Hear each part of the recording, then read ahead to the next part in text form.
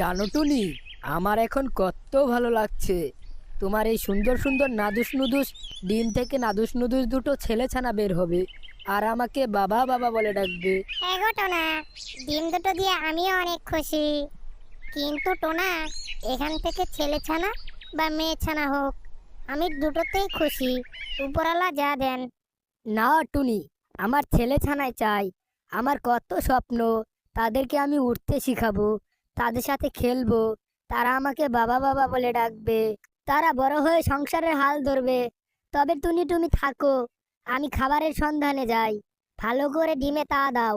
এই বলে টুনা খাবারের সন্ধানে যায়, আর টুনি এই দিকে ঘরে বসে ডিমে তা দিতে থাকে। টোনার শুধু একই কথা, ছেলে হবে ছেলে হবে। তবে আমার কোনো সমস্যা নেই, উপরওয়ালা যা দিবে তাতেই আমি খুশি। টুনি ফুটফুটে দুটো ডিম দিয়েছে। টুনার আশা যে সেখান থেকে ছেলেই হবে, এ কারণেই টুনা টুনির যত্ন করত। টনি, আর কয়দিন পর বলে তোমার ডিম থেকে দুটো ছেলে ছানা বের হবে, এ কথা তো টুনা পুরো জঙ্গল শুদ্ধ বলে বেড়াচ্ছে। হ্যাঁ বোন, আর কয়েকদিন পরে আমার ডিম থেকে ছানা বের হবে। তবে টুনা শুধু ছেলে ছানা করে আমার মাথা খাচ্ছে। তবে আমি যে কি করি, ও নিয়ে তুমি টেনশন করো না বোন। নিজের যত্ন নিও, ভালো করে ডিমে তা দিও। তবে আজকে চলি। এভাবেই কয়েকদিন কেটে যায়।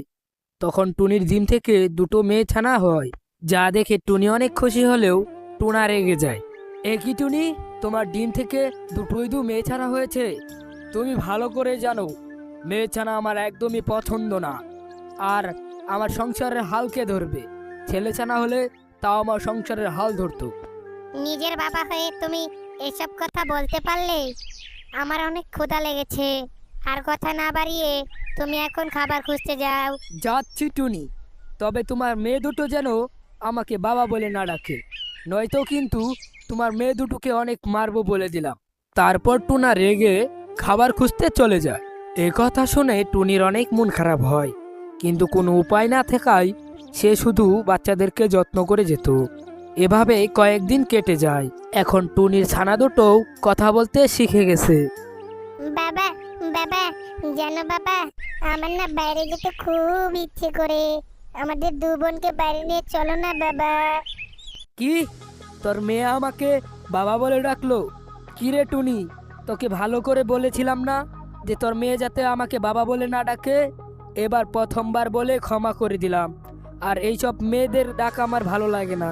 এর পরের বার আমাকে বাবা বলে ডাকলে বাসা থেকে বের করে দেব বলে দিলাম। এই বলে টুনা বাসা থেকে বের হয়ে যায়। মা, মা, বাবা আমাকে ভালোবাসে না কেন?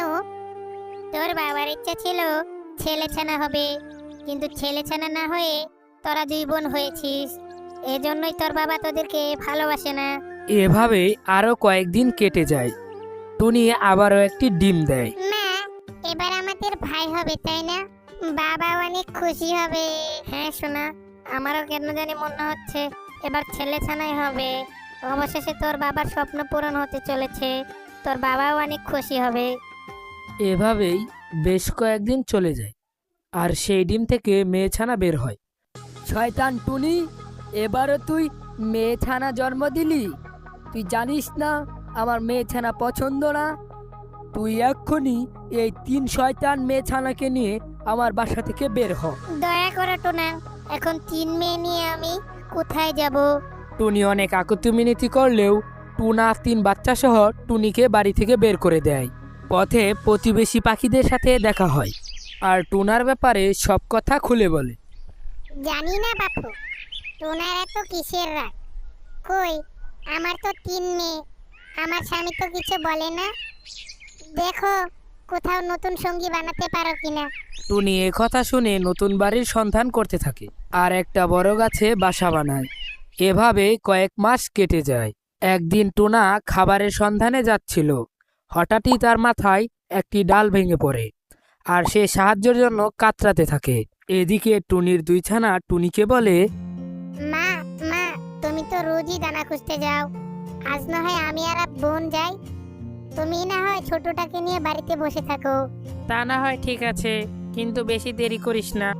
তারপর তারা যখন খাবার খুঁজতে যায় তখন সেই আহত পাখিটিকে তারা দেখে, কিন্তু তাদের বাবাকে তারা চিনতে পারে না। আর সেখানে ঔষধি কিছু চড়িবুটি লাগিয়ে দেয়। তাদের দুই বোনের বাড়ি ফেরা দেরি হচ্ছিল বলে খুঁজতে খুঁজতে টুনিও সেখানে চলে যায়।